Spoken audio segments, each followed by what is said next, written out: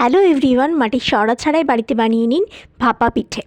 তো স্টিলের বাটিতে আমরা বানাচ্ছি। ফার্স্টে এখানে 3 চামচ চালের গুঁড়ো দিয়ে দিয়েছি, তারপরে দিয়ে দিয়েছি বেকিং সোডা, বেকিং পাউডার, নুন আর 3 চামচ চিনি দিয়ে একটু জল দিয়ে ভালো করে মিশিয়ে নিলাম। আর তারপরে 2 হাতা দুধ দিলাম, দিয়ে ভালো করে মিশিয়ে একটা ঘনত্বে আনলাম, না পাতলা না গাঢ়। তারপর 4টে স্টিলের বাটি নিয়ে তাতে তেল ব্রাশ করে তারপরে আমি দিয়ে দিচ্ছি এই মিশ্রণটা। আর ওইদিকে একটা ডেচকিতে জল গরম করতে দিয়েছি, আর ছিদ্র করা একটা থালাও নিয়েছি। নিয়ে জলটা গরম করতে দিয়ে তারপরে থালাটা বসিয়ে 4টে বাটিতে মিশ্রণটা দিয়ে ড্যাব ড্যাব করে একটু দিয়ে তারপরে আমি ওখানে বসিয়ে দিয়েছি। 15 মিনিট টাইম দিয়েছি, হয়ে গেছে। 15 মিনিট পর আবার ওটা নিয়ে উল্টে পাল্টে নিয়ে দেখলাম যে এক পিঠ হয়ে গেছে। উল্টে দিয়ে আবার 15 মিনিটের জন্যে বসালাম গ্যাসে। তো পিঠেটা নামিয়ে ওপরে গুড় ছড়িয়ে পরিবেশন করলাম। আর পুরো ভিডিওটি আমার চ্যানেলে দেওয়া আছে, অবশ্যই চেক